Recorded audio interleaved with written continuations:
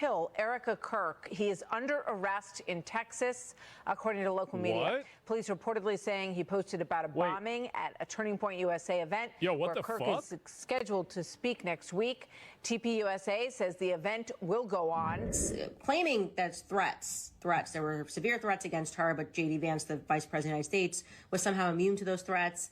The excuses that they're telling us are it's just so ridiculous. Can everyone stop defending these lies? I'm going to show you how they're lying, why they're lying. Okay. I don't know why they never stop lying. Correspondent Alicia Cunha live in Denver. Hi, Alicia.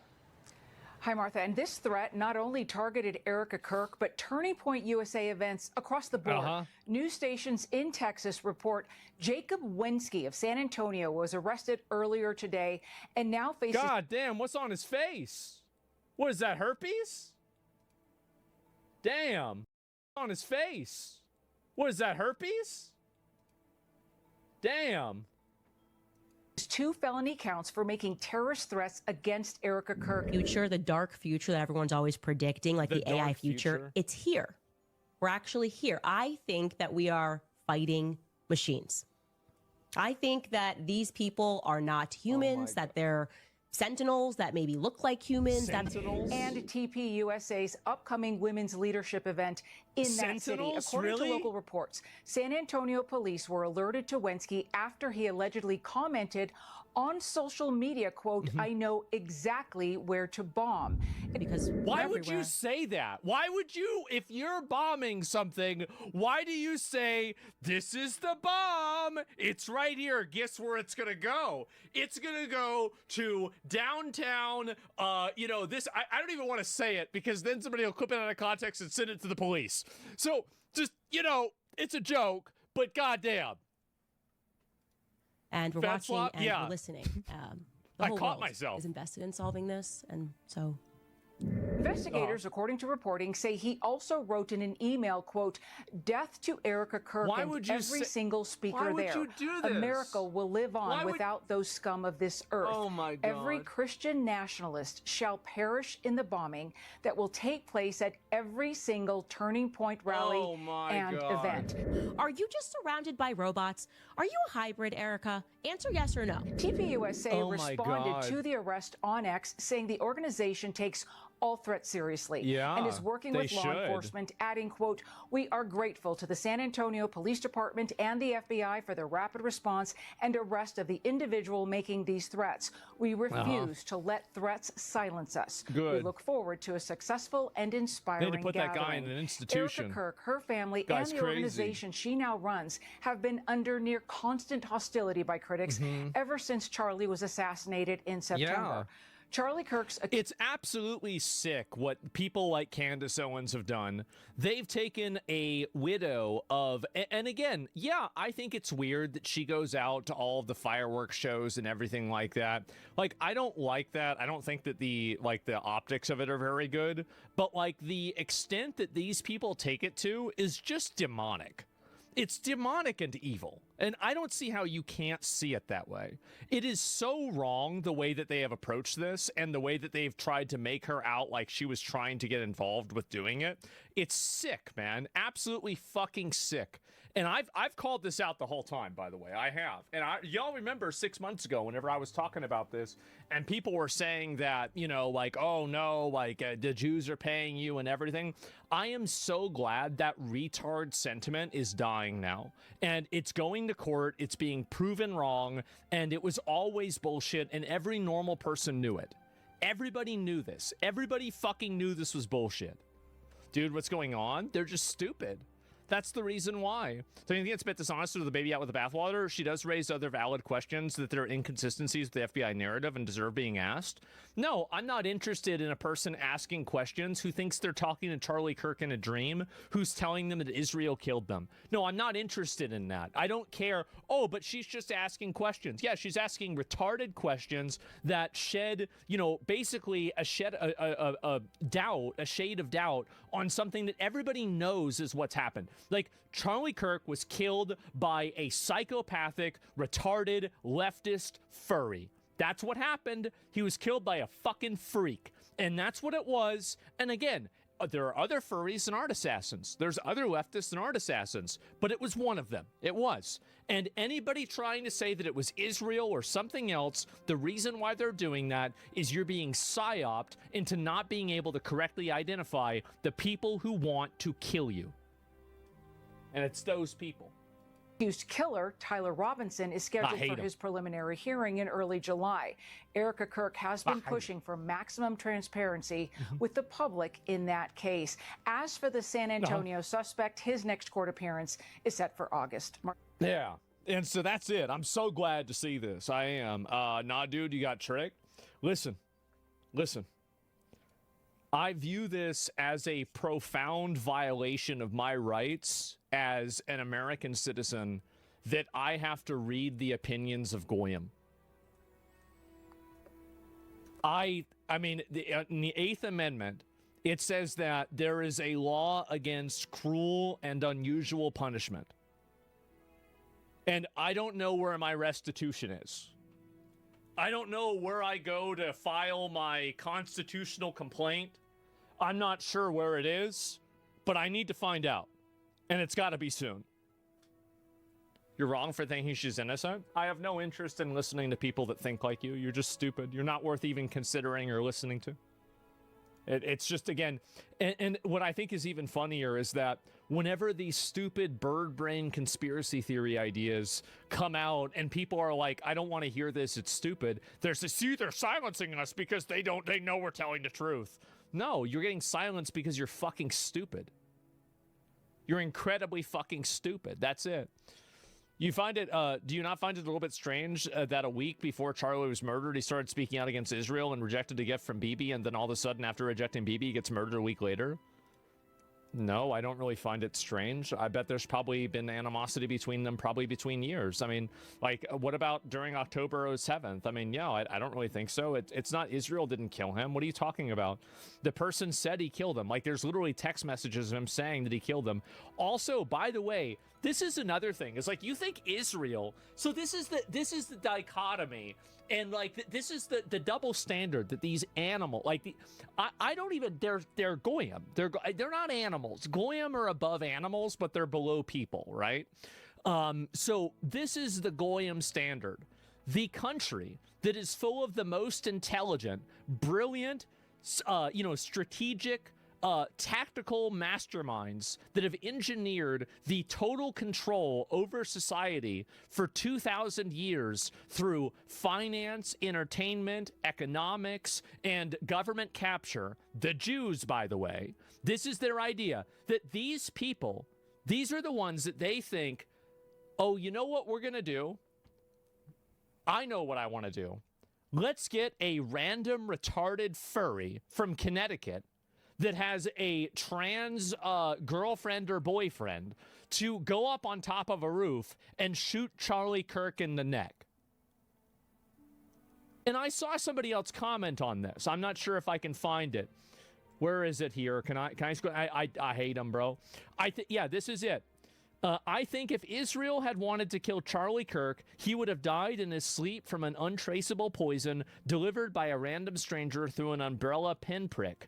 It would look like a stroke. I think a trans pervert would have shot him in broad daylight at a university. That's exactly it. You think Israel is this mastermind state, but at the same time, you think that they're not able to figure this out. It's outrageous, man. It really is. The fact that you're getting worked up over this shit is fucking crazy. Here's the reason why I'm getting worked up over it, okay?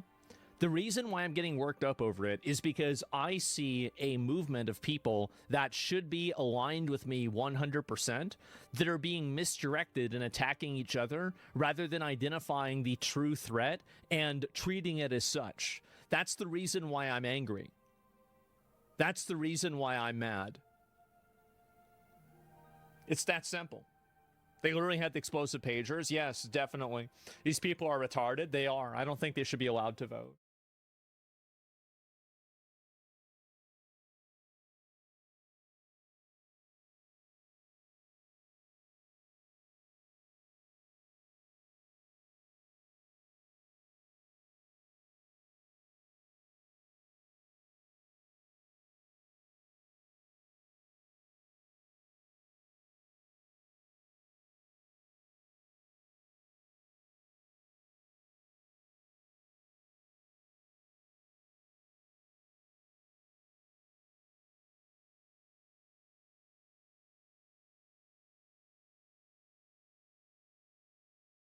Tyler Robinson. That's the bad guy in the Charlie Kirk assassination story. Lover is doing more to achieve justice for Charlie Kirk than Candace Owens. Cockroach milk is 3x more nutritious than human breast milk. Why would y'all tell me this? Why would y'all really, why is it that anybody would think that I need to know this? That's really crazy for me to, why are y'all trying to do this? Cockroach milk is 3x more nutritious than human breast milk. One's in the retard right really puts things into perspective. Lance Twiggs, while reviewing surveillance footage of still images, says he recognizes Tyler Robinson. Full relevant quote. I'm gonna watch it. Okay.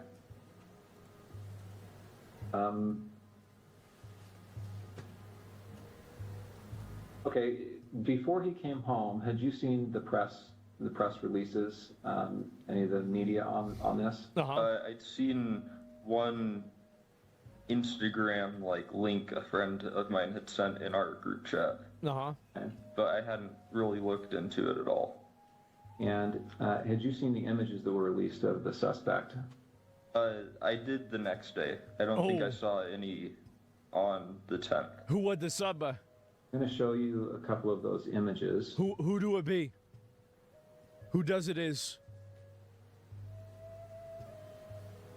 Where's the image? There he is.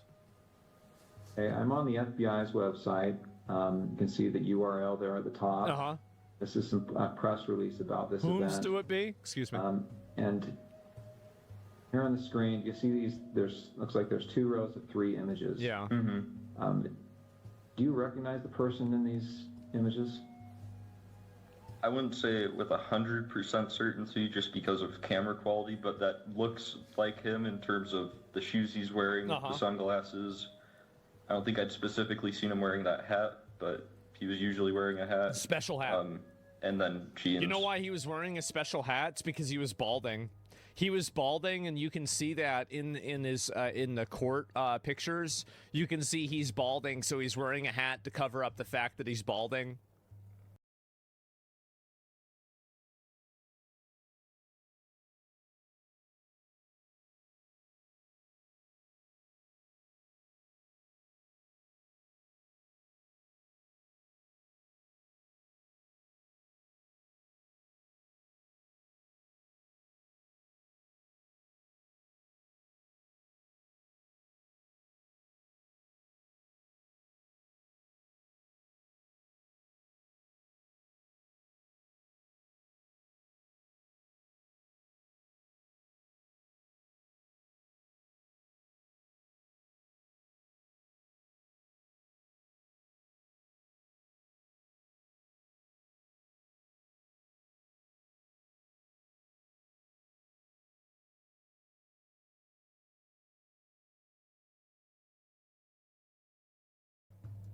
So it definitely, especially the bottom, the last 2, definitely do look like him.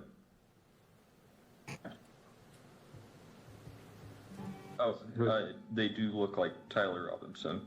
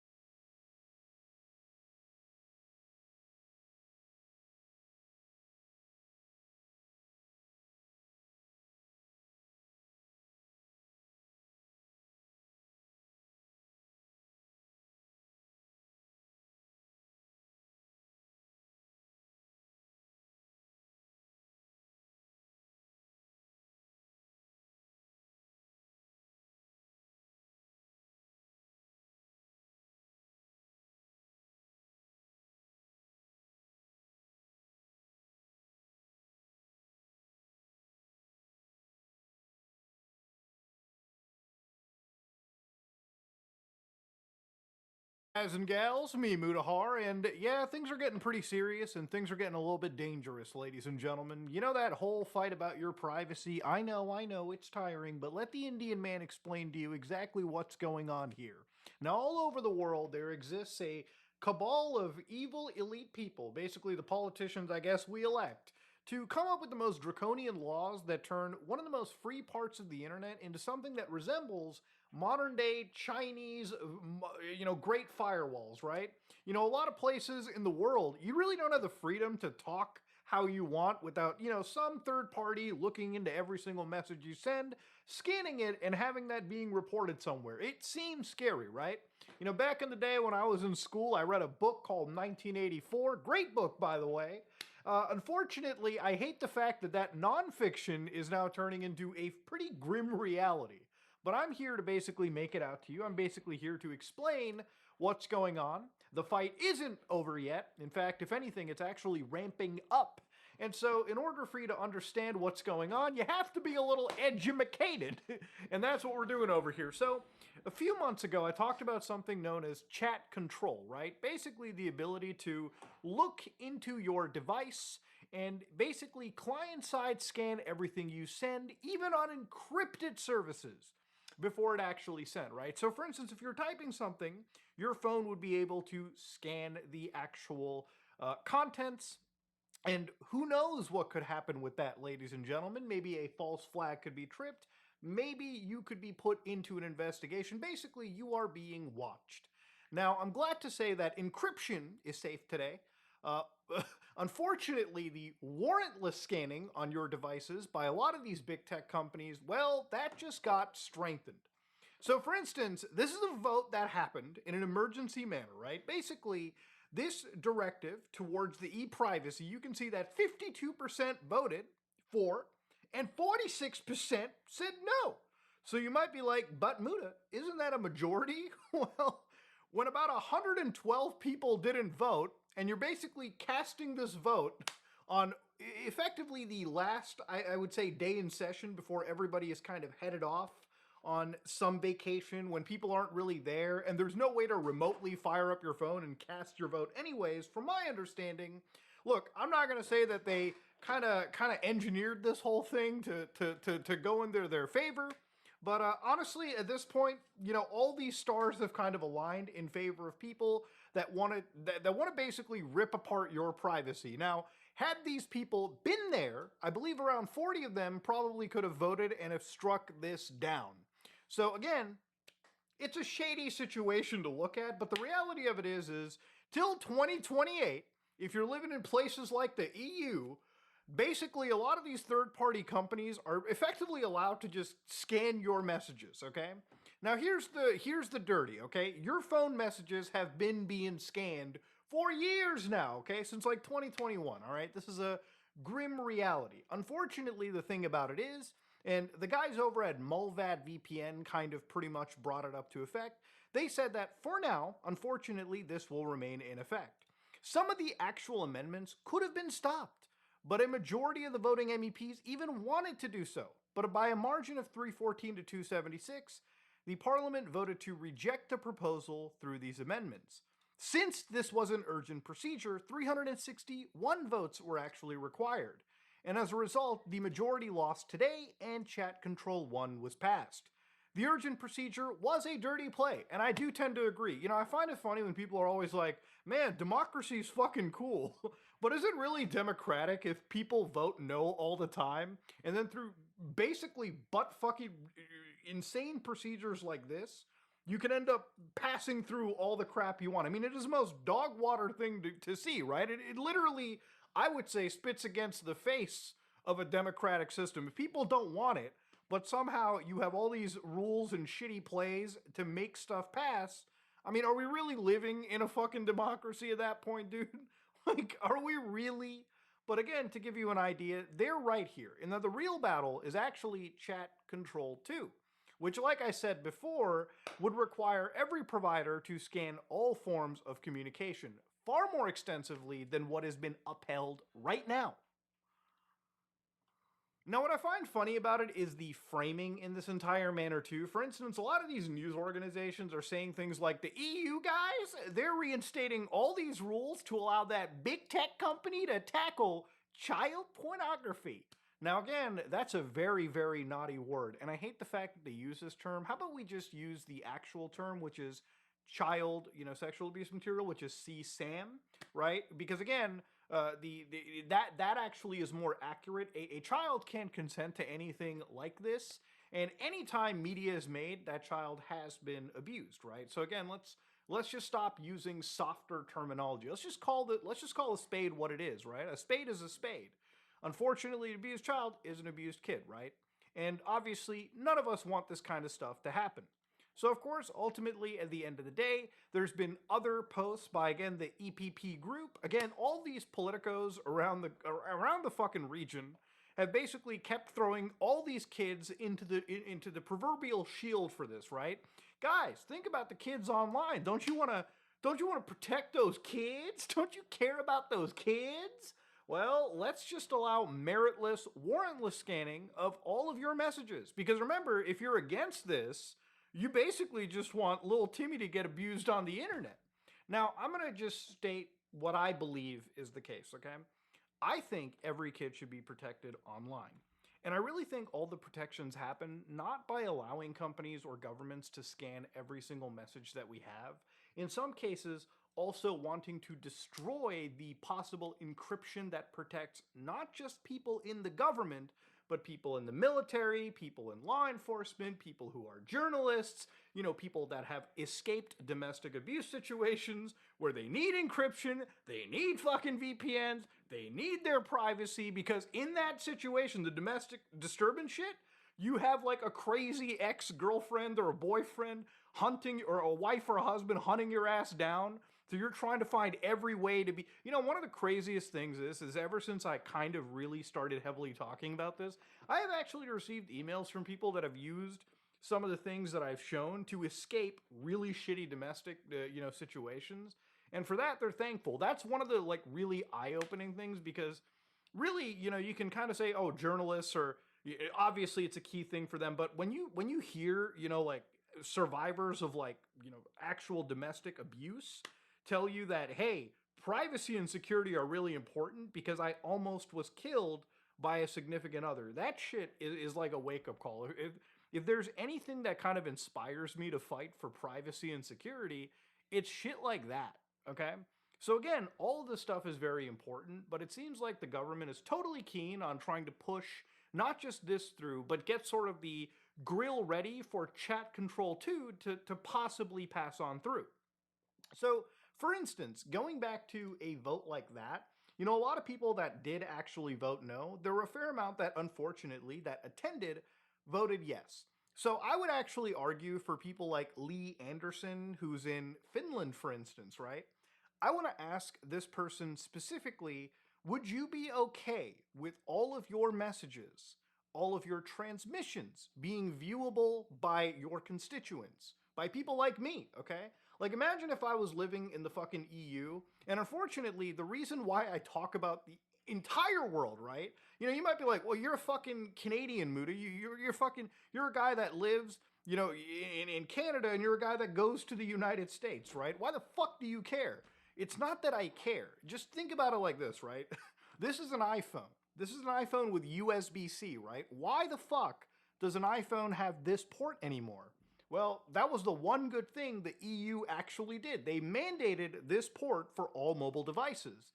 Now, Apple, being Apple, were like, shit, do we really want to go through the extra manufacturing line to make different iPhones with different ports? Fuck that. They just used the better cable. And thankfully, this is one of the good things the EU did. They're such a large economic zone that, unfortunately, when they pass things, good or bad, it does globally affect the rest of the fucking world to some extent, okay? Remember, if this shit passes in one part of the world, then Canadian governments were like, oh shit, maybe we should think of it. Maybe the American government, and they already are, by the way, too, okay? I've already covered enough people. Don't fucking sit in my comment sections and go, we live in the freest country in the world, Muda. I got beer, guns, and freedom. Bitch, Most of the fucking states in the US are voting to scan every single fucking message you have to. So don't get my ass on about freedom and beer and everything, okay? All right, guns are cool to take on a range, okay? Hey, beer's fun too, but freedom is being fucked everywhere in the world, all right? Let's just get our fucking pages straight here. This is a fight that involves all of us. You understand? Every motherfucker is involved here. So again, to go back to the chat control 1.0, to keep things sort of, again, factually relevant over here too, people like Patrick Breyer, who's kind of been covering this stuff for quite a long time, has basically also summarized the situation as saying, listen, mass scanning is effectively permitted until 2028. And again, this is scanning by the actual big tech companies, not so much from, again, just your governments. But again, it might as well be interchangeable at this point, because whatever these tech companies detect in some capacity has to be auto-reported, obviously when it comes to CSAM, to, again, law enforcement agencies. So again, there is actually a lot of stuff that I looked at for my own video over here, actual documents from the European government, when they themselves kind of do talk about the fact that, again, when it comes to these meritless mass scannings, right, again, you can read this for yourself. Acting in public interest against CSA in given reporting periods, right?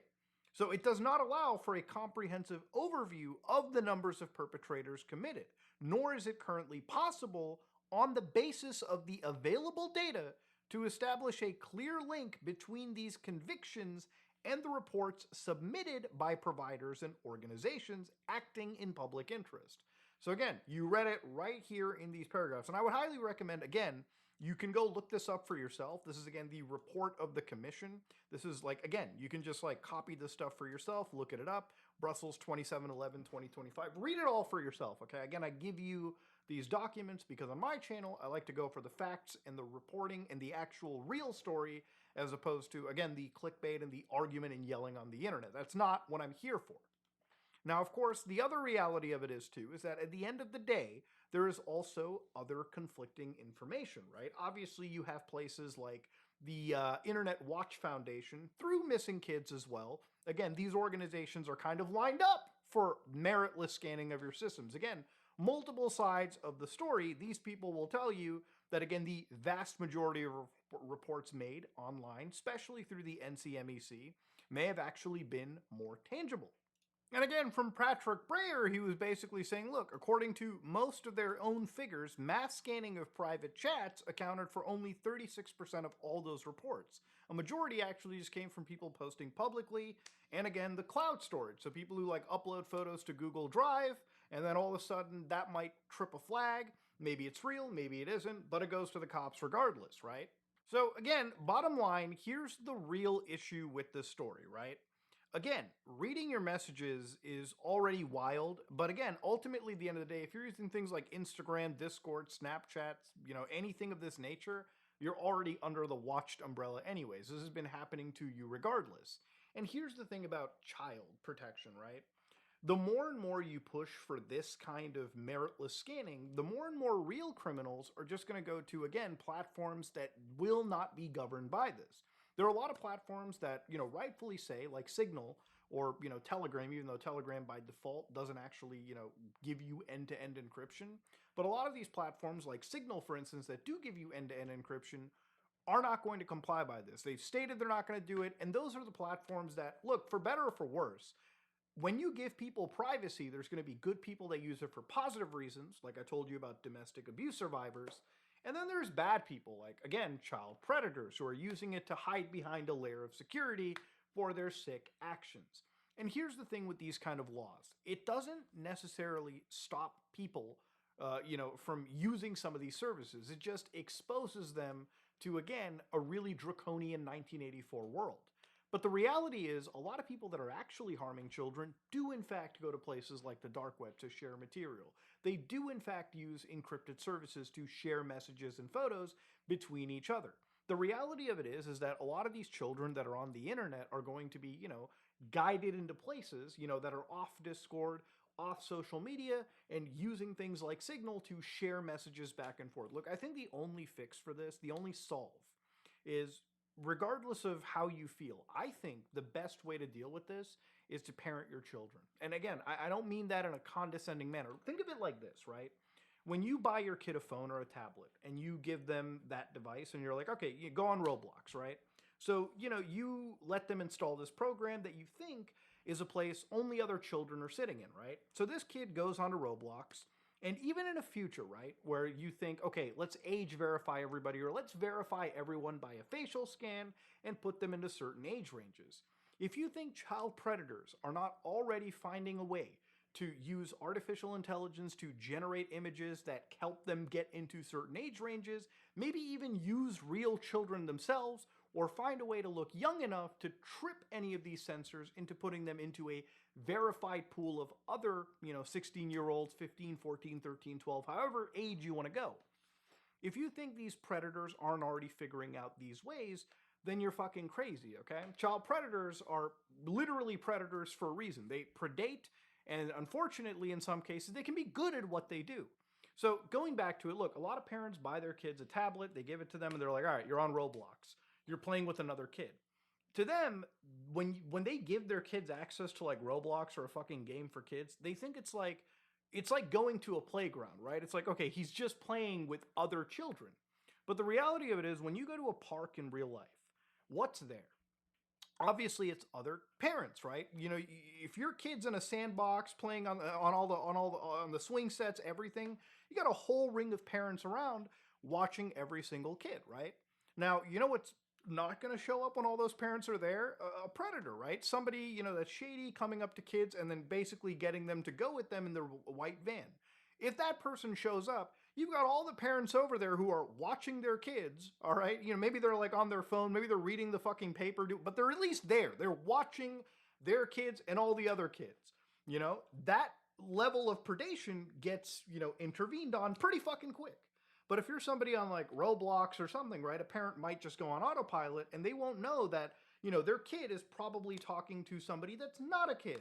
And that person might convince their kid to access an off-site platform, something that's more end-to-end encrypted, and that kid could be groomed or, manipulated into sending CSAM images or, getting involved in something they really shouldn't be getting involved in, right?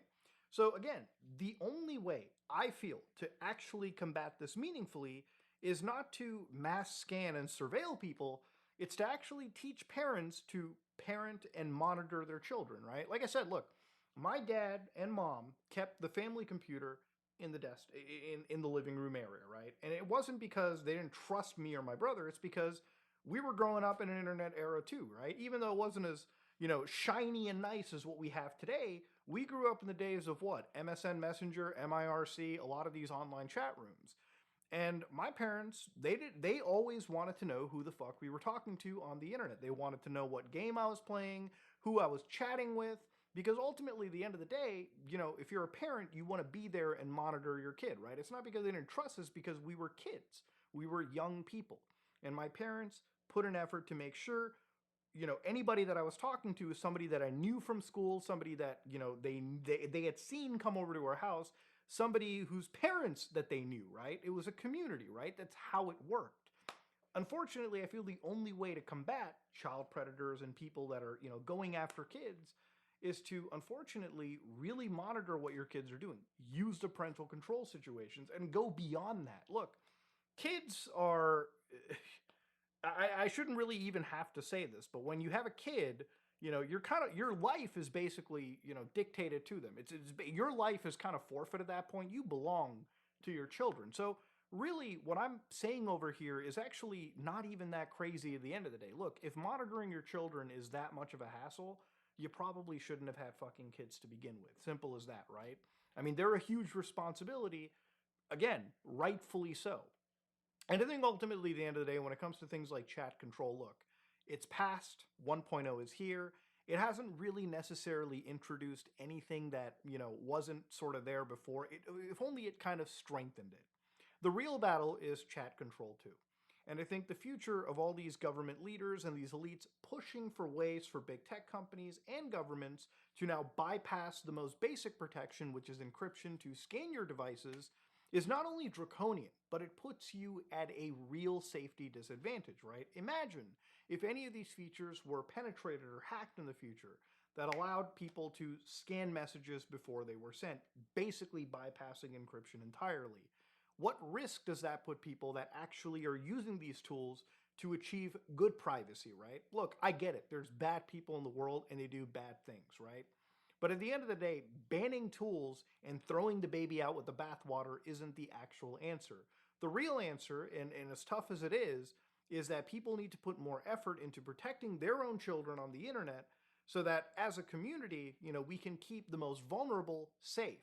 As opposed to, again, because here's the thing, even if you put in all the monitoring and whatnot, it's not going to stop a predator. The predators are just going to keep advancing to the next stage and the stage beyond that. So ultimately, at the end of the day, if you want to protect kids, you got to be a fucking parent. At the end of the day, that's really the crux of the story right here. So ladies and gentlemen, I'm going to leave it where it's at. If you like what you saw, please like, comment, and subscribe. Dislike if you dislike it. I am out.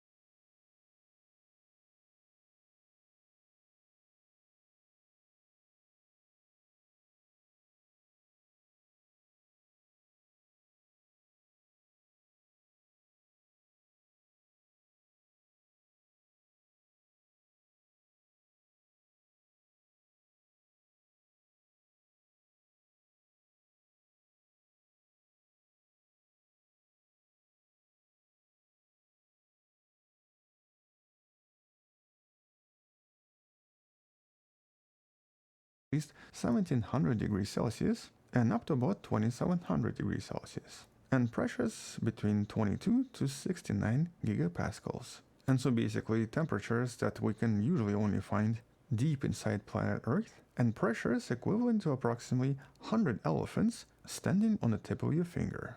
And so under these extreme conditions, water molecules no longer stay the same and start to break apart or ionize much more frequently, which usually creates an extremely reactive environment dominated by hydronium ions. These are basically H3O ions containing an extra proton inside the molecule of water. And well, it turns out that this then leads to some really interesting conditions, including what's known as diamonds in the sky. This is actually a kind of a hypothesis based on a lot of different studies that suggested that many of these planets do contain literally diamond rain in the sky. And in this case, this study does provide some intriguing evidence. And that's because for many years, scientists suspected that methane, which both Uranus and Neptune contain in huge amounts, most likely breaks down into pure carbon as it travels downwards into extreme pressures and temperatures. And this carbon then crystallizes, which, as we know from planet Earth, tends to basically form diamonds. But the exact chemistry of how this happens in a mixture of water and methane was not actually understood. And so in this new study, scientists reveal a kind of a three-step process. First, protonation. This superacidic water attacks methane, or basically starts to dissolve it, which then forces an extra proton to attach to the methane molecule and to create a kind of an unstable state referred to as methanium. This would be basically CH5. And these methanium ions are extremely reactive. They actually tend to quickly release the molecular hydrogen and then leave behind another ion that's essentially a kind of a reactive carbon-based cation. With the last step being condensation. These reactive carbon pieces then find each other and start to stick together.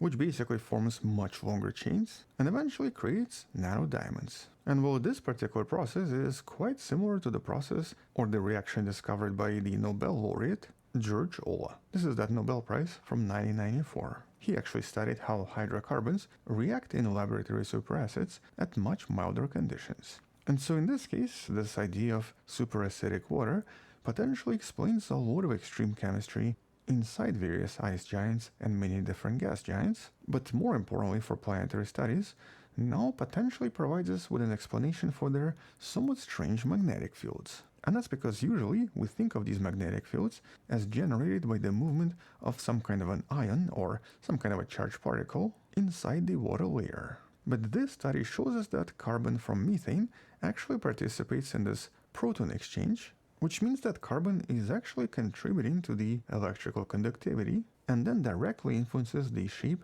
and the strength of the magnetic field, creating some unusual shapes as observed by the Voyager probe back in the 1970s. And so here this potentially explains the strangest of the magnetic field and some of the more unusual types of precipitation inside various planets. But obviously when it comes to water, this is not the only strange thing it seems to be able to do, because in a lot of other conditions, water becomes even more bizarre. For example, in some conditions, it can also become what's known as a supercritical fluid, something that was also analyzed in this particular study not so long ago. And that's a state where the distinction between a liquid and a gas tends to disappear. And so when heated more than 370 degrees Celsius and at pressures of about 220 bars, water is no longer liquid or gas. It's something in between. Or basically it starts to act as a kind of a very, very dense, weird vapor substance that can even pass through solid materials like a gas would, but at the same time can still dissolve other substances like a very powerful liquid. And so in this particular study, scientists wanted to understand, okay, so first of all, how does this work and what exactly happens in these conditions? And specifically, they wanted to find out if it was because of the hydrogen bonds. Because we know that hydrogen bonds are responsible for pretty much most of the unique properties of water on Earth. And so just as scientists suspected initially, in this supercritical phase, when the water starts to behave very differently, hydrogen bonds basically completely disappear. And so instead of an organized network connected through the hydrogen bonds, all of the water molecules are now in a state of random encounters. They tend to rotate very randomly and very fast, and never stay together long enough to form any real bond, which basically makes the supercritical water an extremely powerful solvent that we know potentially exists in some very extreme conditions in the oceans on Earth, specifically the very important hydrothermal vents that have now become the main target for studies involving the potential origins of life. In other words, there's a very high chance that one of the main reasons life might have started here is because water around these hydrothermal vents tend to kind of switch back and forth between supercritical and regular states, which might have contributed to the formation of early life. Okay, cool. But water gets even stranger once you start going even deeper into planets. Because apparently it can also enter a state referred to as a superionic ice. And in this phase, the oxygen atoms tend to lock in place and create a kind of a solid, or basically start to behave as ice, but hydrogen atoms, or the protons, start to flow through this ice just like a liquid. And so it's a substance that's effectively both solid and liquid at the same time. This usually happens when the temperature is in thousands of degrees Celsius and millions of atmospheres of pressure. So literally somewhere in the center of Neptune and Uranus. And though we're not entirely certain what effects this produces, based on a lot of lab experiments, this state seems to definitely exist and very likely create some really strange crystallized surfaces inside those planets that I guess to some extent resemble a kind of a very hard terrestrial surface. But intriguingly, in certain planets, the ones that don't actually have enough pressure and temperature, water can also turn into some other states of ice we've discussed previously in some of the videos in the description, such as the plastic ice known as Ice 7. This usually happens at 60,000 times Earth's atmospheric pressure and above 327 degrees Celsius. And here this actually forms a kind of a cubic ice where the molecules can easily rotate in place. And so instead of basically being rigid solid ice like what we have on Earth, here we get a kind of a malleable ice that can be squeezed, bent, and folded. This very likely exists on a lot of different moons out there, and potentially also explains some of the anomalous effects we see from them as well. As a matter of fact, as of 2026, there are now officially 21 types of different water ice known to exist in different types of conditions, and the ones we've discussed you can find in the description below. But water also gets super weird if you try to make it do things at extremely small scales, and specifically, if you actually try to force water to go through very narrow space, such as a typical carbon nanotube, it also starts to behave completely differently to what's expected from it on a much larger scale. Here it starts to exhibit a superflow property, with water molecules actually speeding up under higher pressures because they arrange themselves into these very unique single-file configurations and no longer interact with each other the same way. And so the molecular mobility increases dramatically, with these nanotubes basically acting as a kind of a lubricant, allowing the water to flow super fast, or essentially creating a kind of a superflow. And that's on top of some other discoveries about water that even today we have trouble explaining. Like, for example, it seems to behave slightly different if it's a little bit colder compared to if it's a little bit warmer. This is also something we discussed in the video in the description. And it also possesses strange viscosity anomalies compared to other liquids, because normally liquids under pressure actually get thicker or become more viscous, but water becomes thinner and starts to flow much easier if you start to raise pressure, which is... Hello InfoPerson, this is Anton, and today we're going to be discussing a landmark achievement in the field of synthetic biology. The creation of what seems to be the most complete artificial cell ever built, something the scientists are now calling spud cell. And well, the thing is, for a very long time, this was actually one of the biggest challenges in modern biology, with the challenge being trying to create something that seems to be life, but